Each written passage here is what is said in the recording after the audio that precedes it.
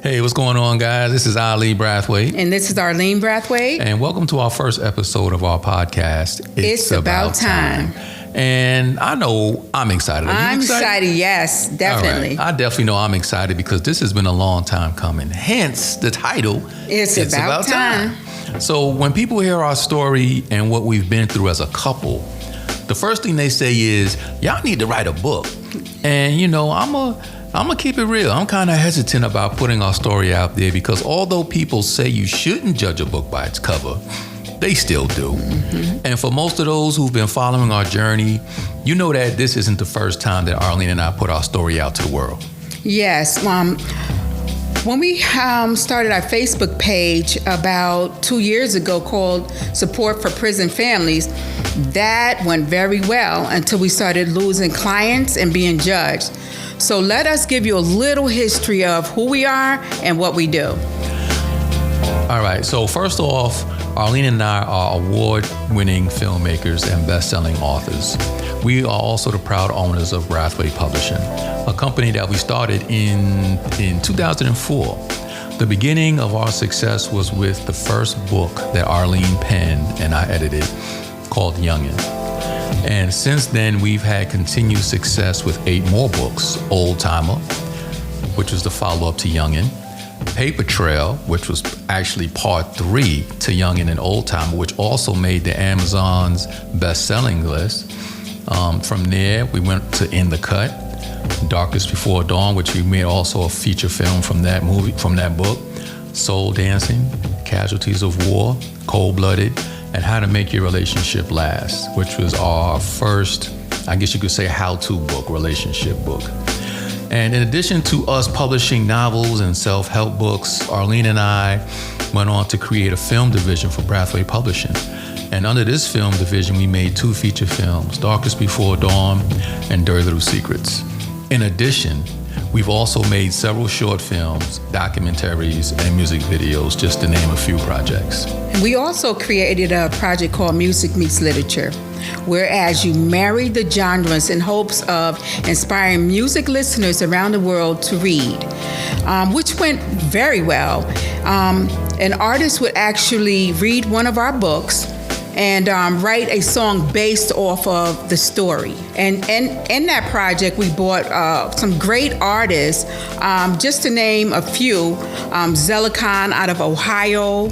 Shout out to Zelicon. Yeah, thank you, Zelicon, number one. He was the first artist to take on that project. Number one. He wrote a theme song for Youngin'. That's right. That's right.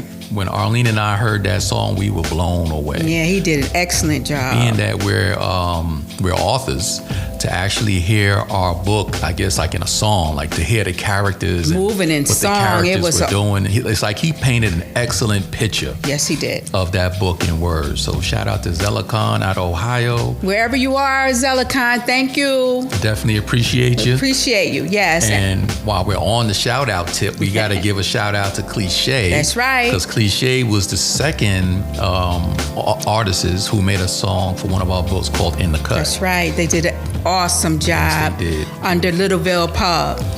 Most definitely. And then we can't forget Mr. Lee G. Mr. Lee G, shout out. Lee G. He actually did the song for Paper Trail. That's right, Paper Trail. Amazon's #1 bestseller. That's right. And he took it a step further by actually posing for the book cover. That's right. So you also will see Mr. Lee G. He's actually the Dread, Devin, in our book called Paper Trail, our #1 bestseller. Most definitely. Yes. And we can't forget our girl, CB LaVos. That's right. Hey, CB. Out of Albany, New York. That's right. Made the theme song for Soul Dancing. Awesome job. Beautiful she put voice. That work in. She did it. And last but not least, you know we can't forget Miss Tamika Amar. That's right. Shout out to Mika. She is like the triple threat. She is an actress, she is a model, and she is an awesome singer. And she did the theme song for Darkest Before Dawn. And she was also the lead actress. That's right. She played Dawn. Yeah. So awesome job. They did beautiful jobs. Beautiful. And what we're going to do is we're going to link the songs in the show notes so you can go and listen to these songs and let us know what you think about them. Let us know if they live up to the books. Yes, and also please support these artists. Most definitely. They are on SoundCloud. They're on like Apple Music, iTunes, and stuff like that. So, let's help support one another, help support them so they can keep on making this awesome music. That's right. Follow the links that we're going to post and support. Let's support each other. Exactly. And talking about support, before I forget, we also owned a bookstore in New York. That's right. Called the Book Club. Urban Book Cafe. AKA the Black Starbucks. That's what people used to call us, the Black Starbucks. Black Starbucks. We were known not only as a pillar of the community, but also as a gathering spot for creators to come together under one roof and perform. And we used to actually have a name for that. It was called Artists United. That's right. Where all the artists used to come together, like all the poets, the R&B singers, the comedians. They would all come together on one night from all over. That's right. We had the jazz night, poetry night, spoken word. We had Soul Sunday brunches. Hey, thank you. Shout out to Neveline. She actually cooked the food for Soul Sunday brunches and also for foods she catered the food for events that were hosted at the book club. So this community came together under one accord and we did awesome things together under one roof. Thank you guys. Most definitely. We had fashion shows. Yes, hair shows. We had official book clubs. Actually had book clubs. And we also brought in authors from around the world to do book signings at the book club. Most definitely. So shout out to Ms. Eric Gray, Quan, Deborah Cardona, Shannon Holmes, Anthony White. Anthony, yes, right. Hey, Anthony. So many of our friends that came through for supporting us. For book signings and stuff like that. And that was also something that we were known for our bookstore, was bringing in these notable authors to sit down and kick it with their fans. That's right. And let's not forget, we brought in the comedians. Oh yeah. Oh my God. Lady T. Shout out to Lady T. Most definitely. Cousin Maine. Yeah, Sweet Chocolate. All Right, Al. May you rest in peace. He was He was hilarious. He was definitely funny. Yes. And God took him, this year. As a matter of fact, this year I was shocked when I heard the news about All Right, Al. Most definitely.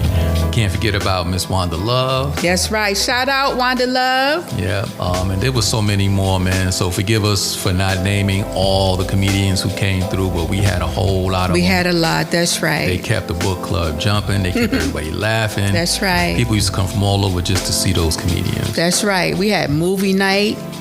My God, we did so much under one roof to bring the community together.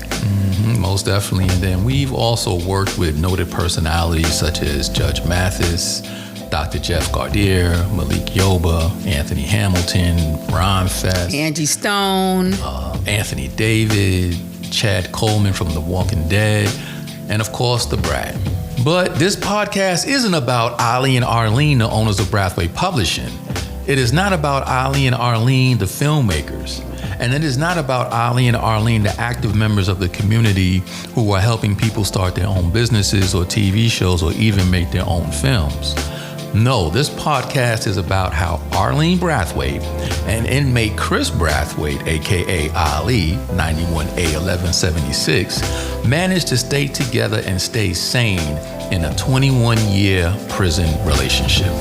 And for those of you who know us but don't know our prison story, this is the part where people's jaws drop. This is the part where they stare at us in disbelief as they are processing what we just laid on them. I did 21 years in prison for crimes I took part in when I was 18 years old. During these crimes, a person was shot and killed, and I was shot twice by the police before taken into custody. I mean, from the ages of 16 to 18, those were some very dark times in my life. I was in a space where I didn't expect to see my 21st birthday. And you know what? I thank God that I was arrested. As crazy as that sounds, getting arrested was the best thing that could have ever happened to me. I shudder when I think back to that time and try to imagine how many lives may have been destroyed or lost if I didn't get arrested. I mean, if I didn't get arrested, I wouldn't be here talking to you right now. I would have probably ended up in a graveyard with most of my crew I ran with. because almost every single person in my crew is no longer here. Most of them didn't make it past the age of 25. God spared my life for a reason, and that reason didn't become apparent to me until I met Arlene for the first time, the second time. And I know that may sound kind of crazy, but it's going to make sense in a few. I promise. Yes. So there was this park near Rochester Village where I used to take my son when I used to go visit my dad. Okay.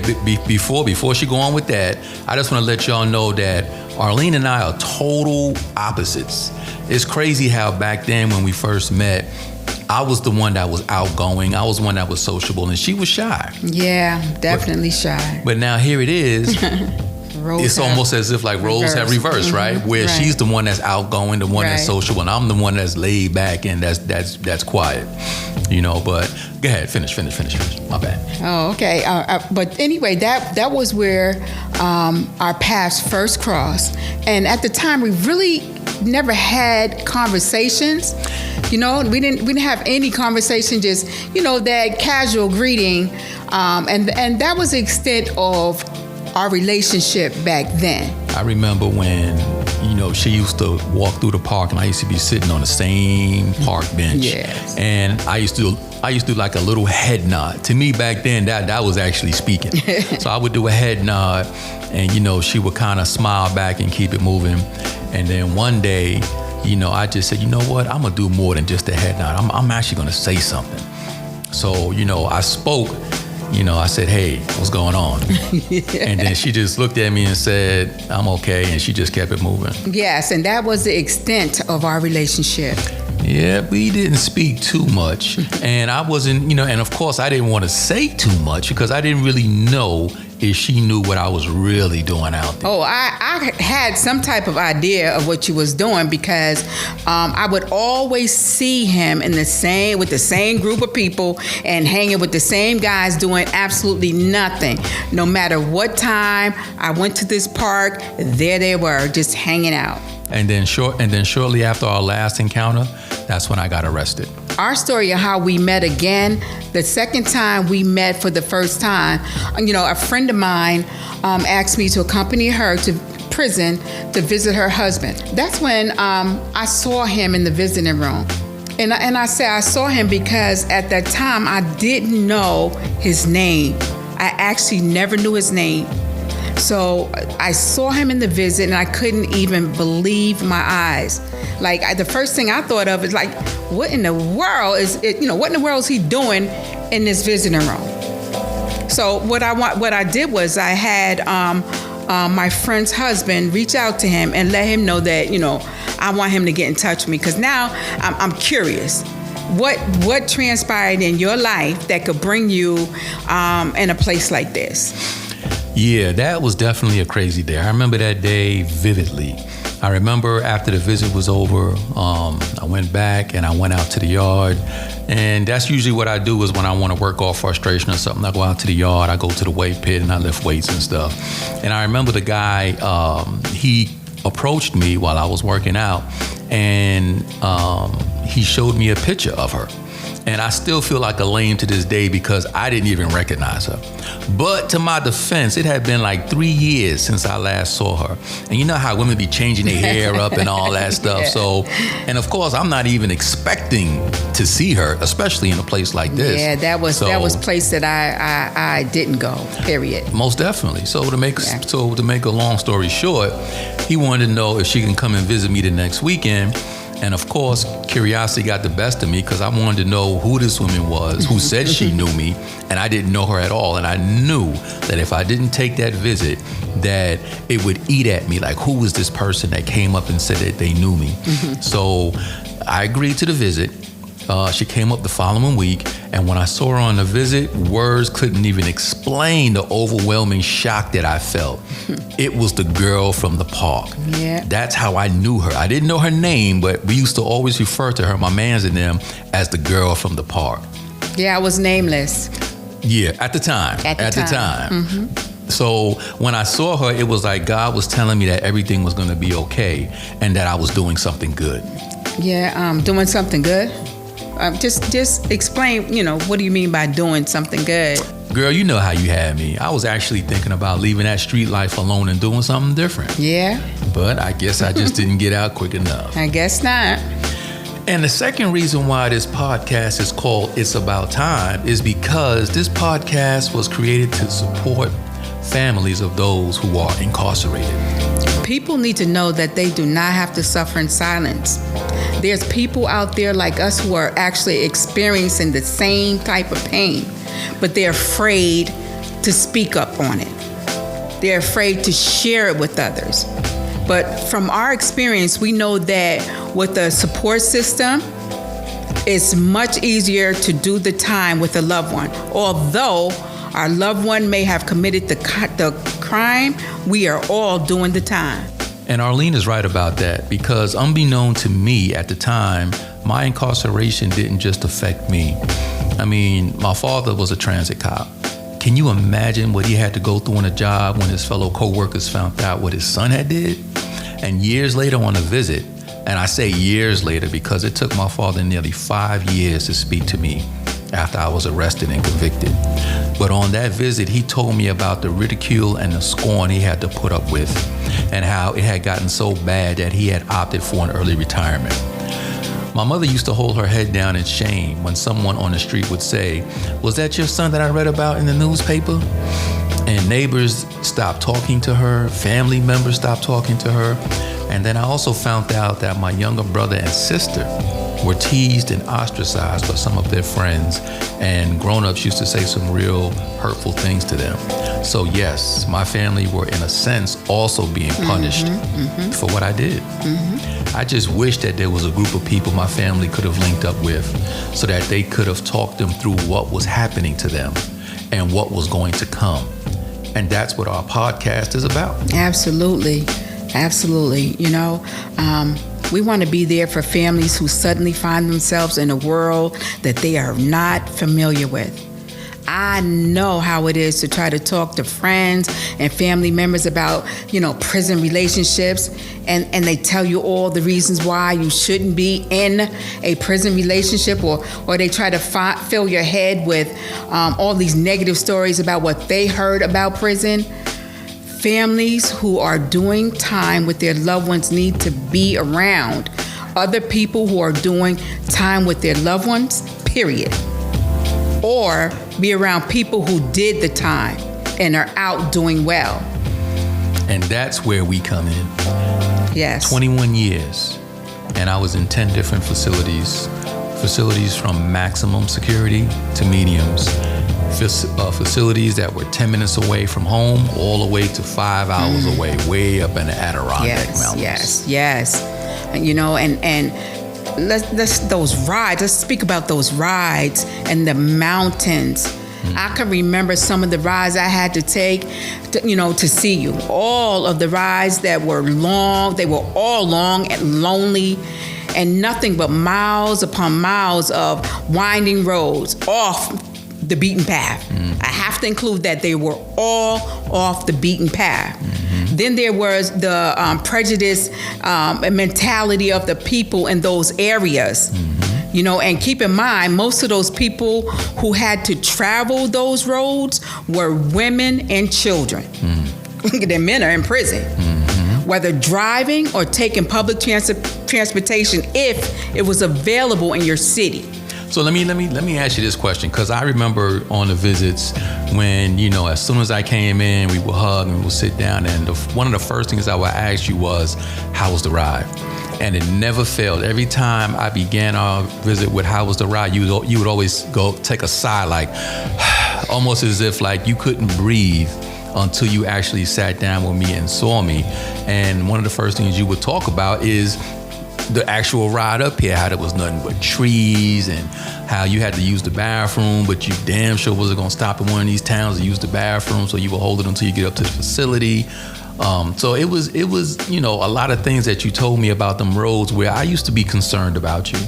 And I used to pray to God every time when you were on your way up here that he would keep you safe, and that when you were leaving and going home that he would keep you safe.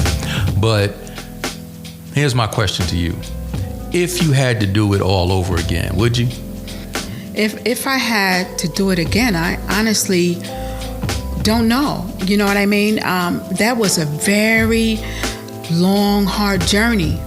And I have to say that only the strong survive.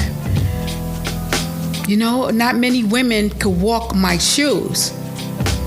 You know, I had to keep focused, look at the big picture, you know, and after a while, the end results of what I'm going through, this journey started getting real foggy. You know what I mean? Like I couldn't see the end. And you know what? I also remember when you used to come into the visiting room and used to tell me, like we talked about how some people got to take public transportation to the facilities. And you used to tell me how there were people who used to take a bus from Albany just to come down to New York City to hop on the prison bus to get to the prisons that they were going to. And how that would be like an all-day journey. They would leave Albany at like 10 in the at night to take that bus to get down to the city at about 1 in the morning. And then at about maybe 3 or 4 in the morning, they would hop on that prison bus in New York City to go drive all the way up into the mountains like Clinton and Attica, Auburn, Franklin, Auburn. All that stuff. And those rides were like 10, 12 hours or something crazy. And it's like they did all that just to see their loved one. You know, so I mean, I'm gonna keep it real with you. If roles were reversed, you was the one in prison and I was the one that was coming to see you. I mean, you was coming to see me every week faithfully for years. I don't know if I could have did that. And I'm not saying it has anything to do with you personally, but just that ride, just the mentality of the COs, that, you know, stuff that you used to tell me you had to go through with the dehumanizing process. And all how they used to make you take your bra off and put it in a bag. And sometimes you would see the officers like feeling your bra to see if there was any like razors or stuff. I mean, just to have a CO manhandling your bra, and then you got to put that same bra back on. I don't know. That used to go through me, but I knew it was part of like security protocol that they had to do stuff like that to, you know, keep the contraband out the facilities. But mentally, that just does something to you. And I've had a lot of people in prison who family members, they came up for just one visit.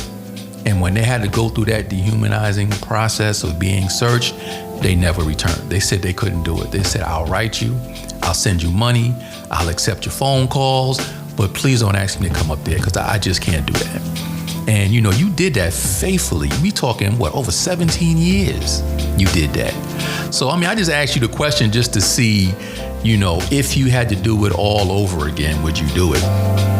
And I mean, I kind of knew the answer to it, that, you know, you wouldn't know, or maybe I was expecting you to say no, actually. Well, we talked about it, you know, before our journey was over, and we did a lot of communicating about our situation on those visits. Now, and when it started getting to the end, close to the end, I had the conversation with you about I believe I'm getting tired. She was about to leave me, y'all. She was about to leave me. I was definitely getting tired of the journey, and I told him, you know, if they hit him again, I don't believe I was going to continue the journey. I will continue to look out, be there for him, support him mentally, but physically, me in the form of me physically being there, it wasn't an option anymore. It wasn't an option anymore. I was just tired of the prison journey, you know, and you could love a person and not be able to do that journey. You know, you talking years and years and years. Now, when I first started, I'm thinking 10 years and we're going to be done with this. So I mentally prepared myself for 10 years. That 10 years turned to 17. But, you know, and I had no choice but to respect it. Right. Because, I mean, come on. Somebody did 17 years with you in prison. That is beyond a miracle. That is beyond, like, that's like unheard of.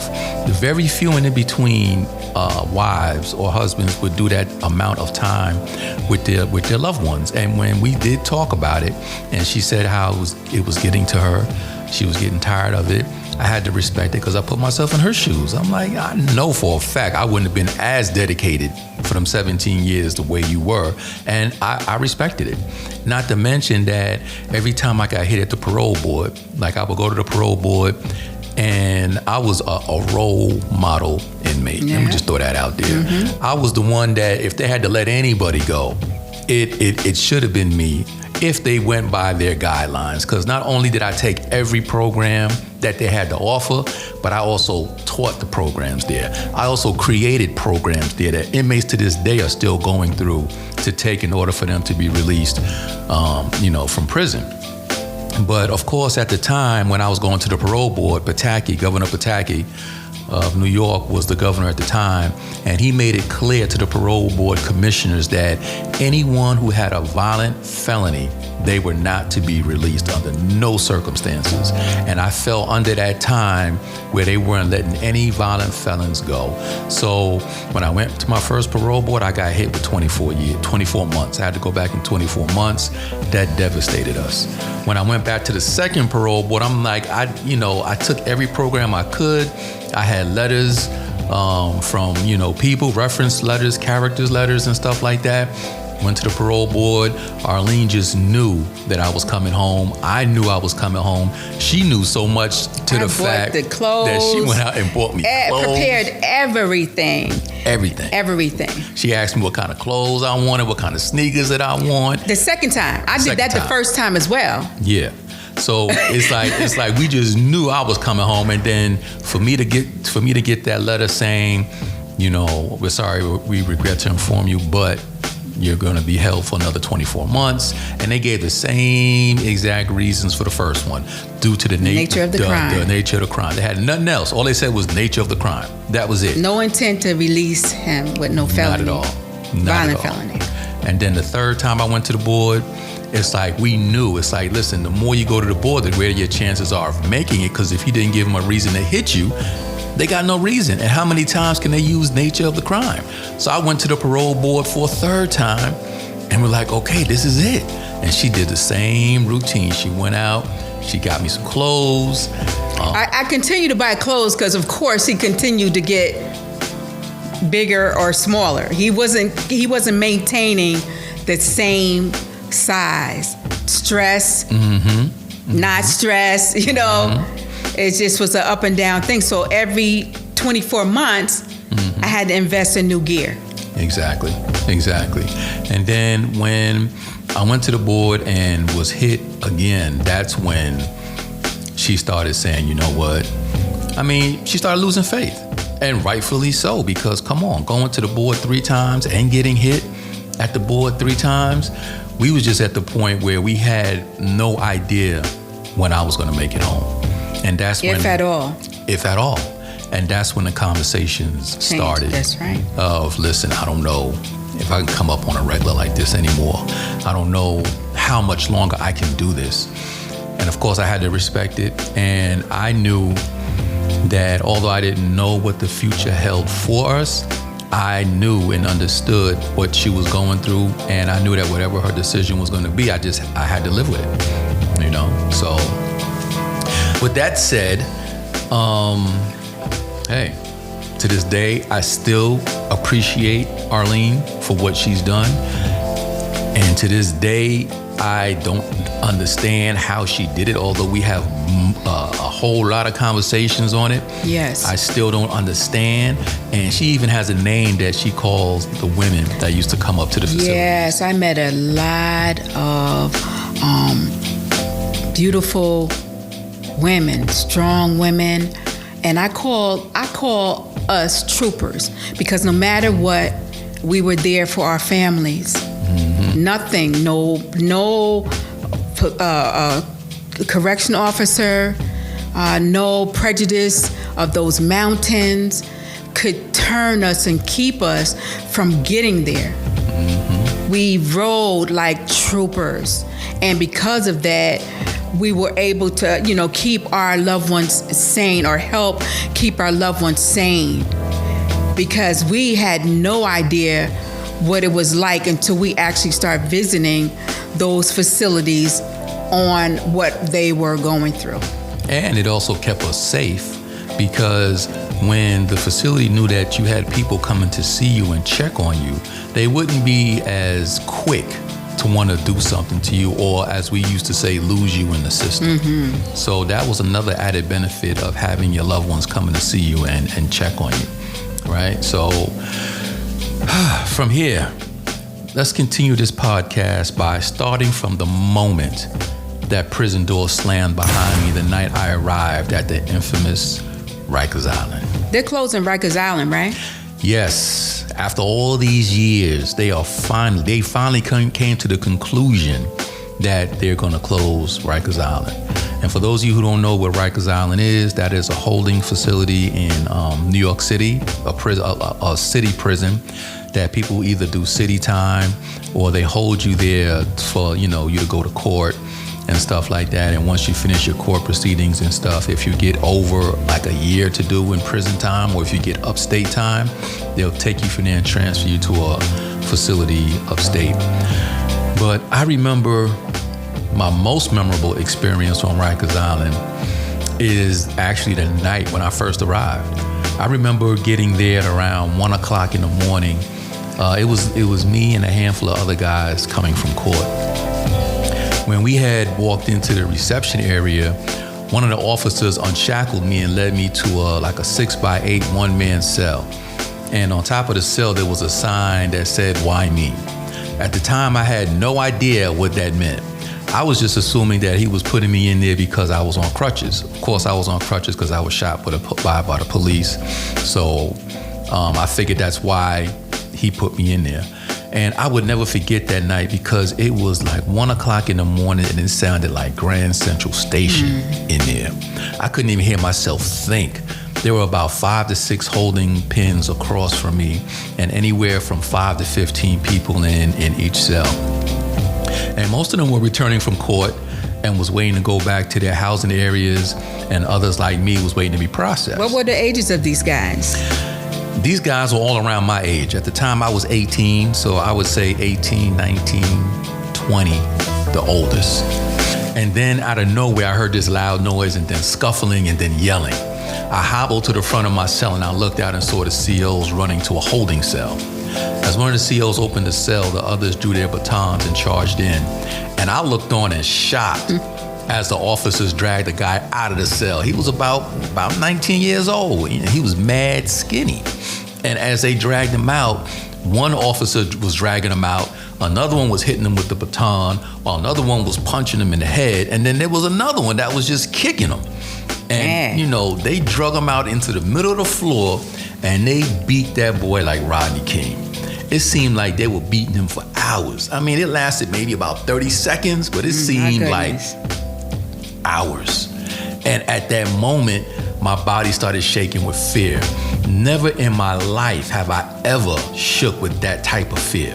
Of course, there was times when I was scared, but shaking with fear. And I remember taking a step back and looking at my hands as they shook. And then I noticed that my bowels started loosening and my breath was getting shallow. And why were you scared, though? I was scared because there was a disconnect there for me. Because growing up, I always used to see the police as being upholders of the law. And now to see these officers beating this guy down mercilessly, and there's no sign of them even stopping or letting up, it just didn't look right. Seeing that, it just didn't look right. And then when I looked back towards the center of the reception area where they were still stomping and punching on them, I would later come to find out that that's how the COs kept other troublemakers in check. Crazy. Yeah, so after making him an example, they handcuffed him and left him there. And they went back to doing what they was doing as if nothing ever happened. So here's this guy, 19-year-old kid, laying on the floor, curled up, rocking, moaning, and crying. And guess what? The guys in the cells just start making fun of him. That's crazy. And making fun of him because? Because to them, it was a game. I would later find out that in the holding cells, to pass time, the inmates there would approach 2 individuals who looked like they were scared to death, and they would threaten them to fight each other. They would say something like, if you 2 don't fight, we're all gonna jump on you. And then the 2 would start fighting. And of course, the one who looked like he was winning was the one that the COs would put out the cell and beat him down. That's so crazy. That don't make no damn sense. And then when the captain arrived, he told the COs, the individual who was on the floor laying down there rocking and moaning. When he arrived and he seen him on the floor, he just like nonchalantly just told the COs, just put him in the holding cell that was next to me. And I was like, man, y'all ain't even gonna take him to the infirmary or to the hospital or something to make sure the kid is okay? And then a few of the officers just picked him up and tossed him into the cell, still handcuffed. They didn't even take the handcuffs off. And then as the officer locked the cell, he looked at me and I quickly looked away. I was still scared. Yeah, understandably so. Stomach still bubbling. Wow, and it's hard to believe that an officer of the law would treat a teen like that, People's kids are in prison getting abused by the officers of the law. I can't even believe that they would beat that boy like that. That is absolutely crazy. Crazy is in about 10 minutes later, you hear the boom again. And there are guys in a different holding pen that were going at it. And then the same thing happened. They dragged out one of the kids and they beat him so bad this time that this dude pissed himself. This time the captain got involved because he was still in the reception area. So he heard it when it first started, and he seen when the officers went in and did what they did. They brought him out, and he was just witnessing the whole scenario. And this time, after the COs finished beating him down, the captain walked up to the kid and he picked him up by his neck. I'll never forget that. Picked him up by the back of his neck and slammed him against the wall face first. And he whispered something into the kid's ear. I don't know what it was. And then he let him go, and then the kid fell to the floor. And the captain just walked right back to the reception desk and started talking to the officers while the kid was on the floor just curled up in pain. And all I kept saying to myself was, where in the hell am I? Am I still in America? And then I instinctively knew that here on Rikers Island, there was no law. And in turn, there was no hope. That story will forever be etched in my mind because that was the moment I knew I had entered a world of pain, misery, violence, and injustice that I just wasn't prepared for. Yeah, and speaking of prepared for, when I decided to do this time with you, there was a lot of things that I was not prepared for. Like, of course, I was young and I didn't even have a driver's license at the time. I didn't have a car. It was my first time driving that far on my own. I mean, I had a permit, but I've never driven that far. And then I wasn't prepared for the prejudice of the facilities and the town. I was definitely not prepared for the dehumanizing process of the facility, and not at all. That's something that a lot of people would definitely not be prepared for because they would not be expecting that from officers of the law. Rude awakening for me. And that's what people who don't have loved ones in prison don't understand.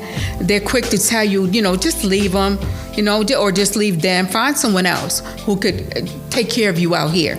Why waste your time in prison? They can't do anything for you. But it's not about that. What if it was your son? Or what if it was your daughter? Are you supposed to just abandon them because, they're in prison? No, you would never abandon your child. Well, most people wouldn't abandon their children. Definitely. So with that said, we're here for the families who are doing time. And in the podcast that follow, we will be sharing more of our experiences in hopes that you can learn from them and inquire ways to do the time with your loved one in such a way that doesn't stress you out, and in a way that will prepare him or her for the day that they make it back home. So until next week, stay safe, keep your head up, and let's continue to support one another through our prison journey. Yes. This is a podcast that's very much needed, and it's about time.